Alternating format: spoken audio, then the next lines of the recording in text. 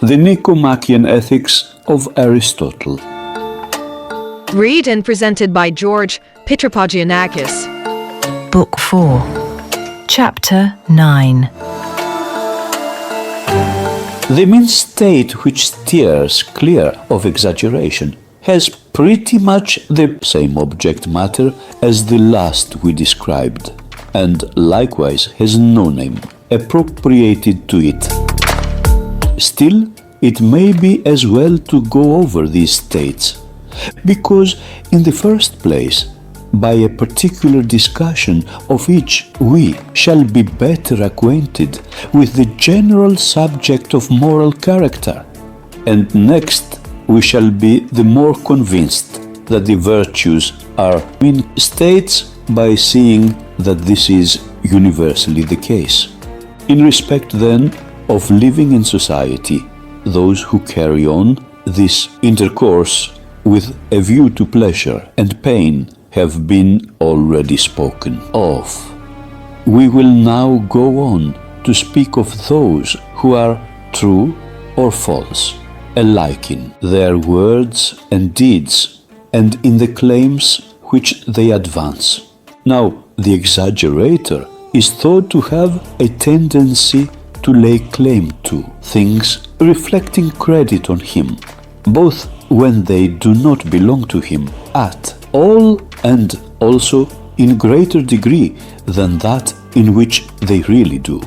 Whereas the reserved man, on the contrary, denies those which really belong to him or else depreciates them, while the mean character, being a plain matter-of-fact person, is truthful in life and word, admitting the existence of what does really belong to him and making it neither greater nor less than the truth.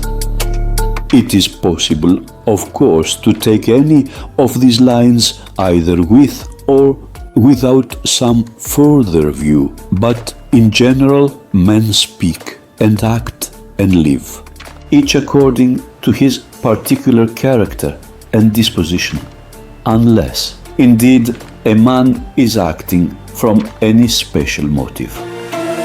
Now, since falsehood is in itself low and blamable, while truth is noble and praiseworthy, it follows that the truthful man, who is also in the mean, is praiseworthy, and the two who depart from strict truth are both blamable, but especially the exaggerator.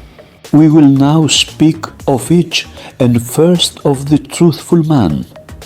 I call him truthful because we are not now meaning the man who is true in his agreements, nor in such matters as amount to justice or injustice.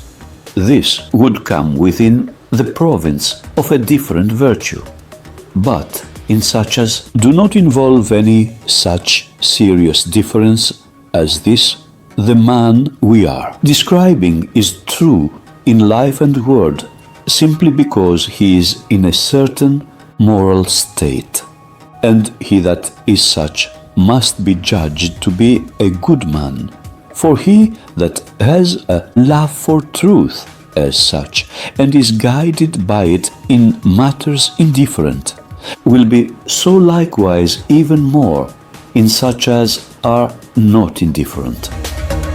For surely he will have a dread of falsehood as base, since he shunned it, even in itself, and he that is of such a character is praiseworthy, yet he leans rather to that which is below the truth, this having an appearance of being in better taste, because exaggerations are so hateful.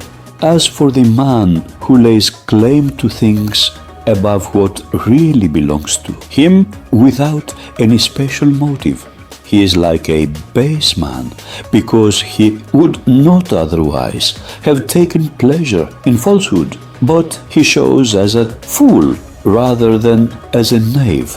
But if a man does this with a special motive, suppose for honor or glory, as the braggart does, then he is not so very blameworthy.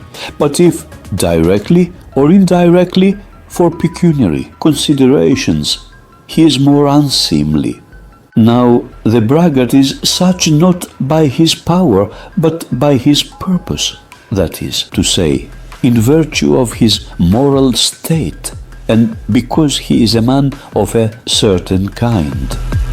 Just as there are liars who take pleasure in falsehood for its own sake, while others lie from a desire of glory or gain. They who exaggerate with a view to glory pretend to such qualities as are, followed by praise or highest congratulation. They who do it with a view to gain assume those which their neighbors can avail themselves of, and the absence of which can be concealed, as a man's being a skillful soothsayer or physician. And accordingly, most men pretend to such things and exaggerate in this direction, because the faults I have mentioned are in them. The reserved, who depreciate their own qualities, have the appearance of being more refined in their characters, because they are not thought to speak with a view to gain, but to avoid grandeur. One very common trait in such characters is their denying common current opinions, as Socrates used to do. There are people who lay claim falsely to small things and things the falsity of their pretensions to which is obvious. These are called factotums and are very despicable. This very reserve sometimes shows like exaggeration. Take, for instance, the excessive plainness of a dress affected by the Lacedaemonians. In fact, both excess and the extreme of deficiency partake of the nature of exaggeration. But they who practice reserve in moderation, and in cases in which the truth is not very obvious and plain, give an impression of refinement. Here it is the exaggerator, as being the worst character, who appears to be opposed to the truthful man.